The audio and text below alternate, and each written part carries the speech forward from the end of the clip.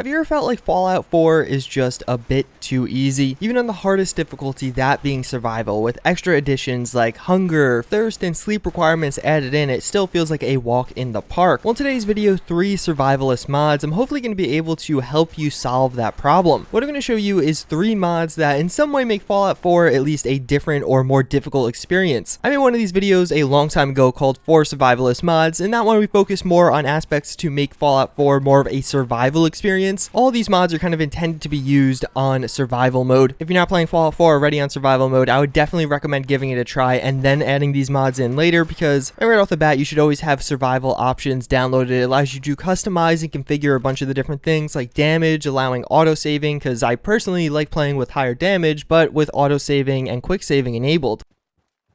Starting things off, we do have Agony. More or less, what this mod is going to do is modify the way injuries and healing those injuries do work in Fallout 4. Enabling survival right now is pretty simple. There's going to be a lot more depth in regards to food, hunger, and sleep, but otherwise, as far as breaking limbs and healing different injuries, it's pretty much the exact same as it is in vanilla Fallout 4. I think that's a great example of what Agony is going to do. It's going to take survival Fallout and really overhaul it even a bit further. Consider it like a survival plus type deal. There's 4 main components to this mod. There's going to be HP, which is going to be your overall health. Having healthy habits will actually allow this to be increased, but unhealthy habits or not really taking care of your body and some of the injuries you may get along the way will make this go down. Then you do have crippled, which I feel like is one of the biggest aspects of this mod, or the one that had the biggest effect on me. So that's basically going to be very similar to the crippling effects in vanilla Fallout 4, but the way you have to fix this is a lot more complex and difficult. This can be a result of getting stabbed, then you have a open wounds, falling off a cliff, getting shot, a grenade impact. Then we do have surgery side effects as well as diseases. Those are 2 kind of major added components, but they really fall back into the crippled category, which kind of falls into the overall HP category. This might sound kind of convoluted, but actually having it in game is pretty simple. More or less now, when you get crippled, like shot by a few times and you accidentally break a leg, the way you're going to have to heal this now is through a surgery kit, or you can go to a doctor and have a surgery performed. Well, after performing that surgery, you're going to have a number of other ailments. You might still be bleeding, in which case you'll have to use some bandage. If you are actively bleeding, you'll slowly lose health. Bandages are pretty low level and easy to acquire. There's dirty and clean ones. The clean ones obviously reduce the chance of infection and things like that. But in addition, after a surgery, you're going to be in pain. Either you could take the debuff from this pain, or you have to acquire some painkillers to actually reduce the pain even further. And then outside all of that even further, there's going to be a whole plethora of new diseases and new medicines to cure those diseases. These can occur just from naturally eating foods and stuff, or from maybe a botched surgery or having a low health level. What this mod really does is just flesh out the whole survival aspect of the game and healing your injuries and stuff like that. One of the great parts is, as you've probably been seeing, a lot of this stuff is animated. I know the mod author is only trying to further these animations and adding new ones. It's really just a nice touch that makes this mod even more usable, but it also really rewards not getting shot at all, which makes survival very difficult, but honestly a lot more realistic. If you play very carefully and actually sneak around and try and pick off enemies one by one, as you probably would have to in a real world setting, this mod is going to reward you because you're going to have a huge stockpile of resources and be able to loot the meds you'll need off of enemies. All around, it's a very cool mod, one that's not going to be for everyone, but definitely adds in a little added layer of complexion to the health system that is in Fallout 4.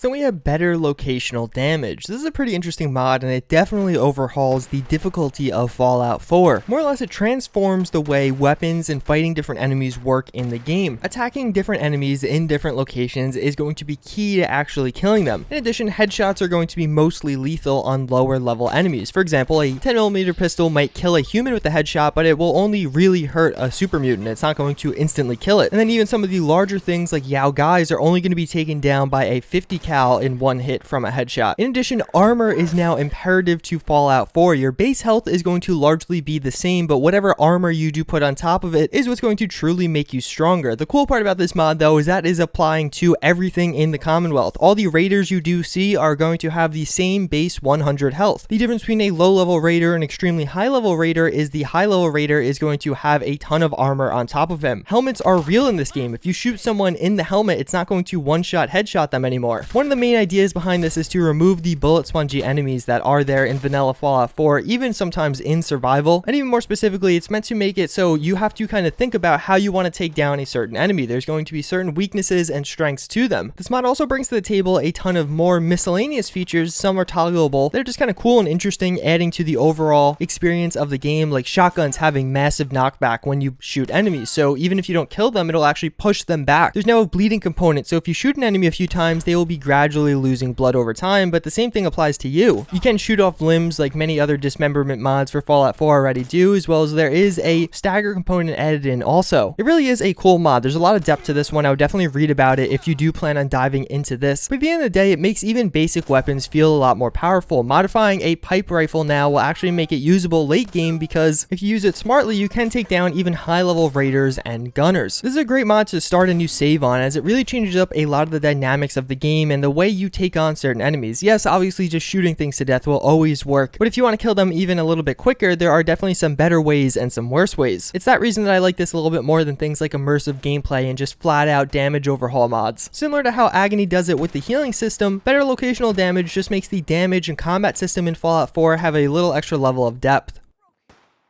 So a big theme of this mod, as I just said it, is overhauling some of the systems of Fallout 4, and the last one we're going to be taking on is weapons, and for that we do have Weapons of Fate. What this is going to do is add in ballistics, or more specifically velocity and bullet drop, as things you have to think about. Put simply, what this mod is going to do is assign a velocity counter to all the default ammo types in Fallout 4. This does also include all the ammo from the DLCs, so as long as you're using a weapon mod that uses one of the ammo types from Fallout 4 and not creating its own custom ammo type, it should work with this mod. So what does this actually do? Well, first and foremost, bullet drop. Depending on what kind of ammo type you are using, there will be varying degrees of bullet drop. As you can see right here, I'm comparing a 38 to a 308. 38 has the lowest velocity, while a 308 has the highest velocity. A 308 has very little bullet drop at this distance, but a 38 has a ton of bullet drop, and it's something you'd really have to accustom for if you want to be trying to kill or headshot a different enemy. Even further, it adds in tracers and different bullet trails into the game, as they would be more like in real life. Those things do get really hot and create a little smoke trail as they travel through the air. And then finally, one of the other really major components about this mod is bullets actually have a travel time now. In vanilla Fallout 4, when you're aiming at an enemy and you pull the trigger, it is instantaneous from when the bullet leaves the gun to when it arrives at that target. Well, with this mod installed, things are going to be 50% slower. There's actually an option to make them 75% slower, so you would have to lead targets. If it was somebody running across a field, or if you're shooting from really far away, you really have to kind of take other things into account. This really is a ton of fun to use. You could use this on your existing slave and just download it, but it changes up the gunplay, especially when you want to use a sniper character or something like that. It also makes you kind of think what kind of ammo type you're using. It's not as simple as just point and shoot anymore. That's pretty much going to wrap it up for this mod. Hopefully you guys found these mods interesting or entertaining. Maybe you'll download some of them. Maybe you'll download all of them. As always, again, and thank you for watching. Let me know in the comments down below. Do you think there's any other survivalist mods I should include in a further episode of the series, or even make it into a series? As always, again, I thank you guys for watching, and I hope to see you all next time. Later.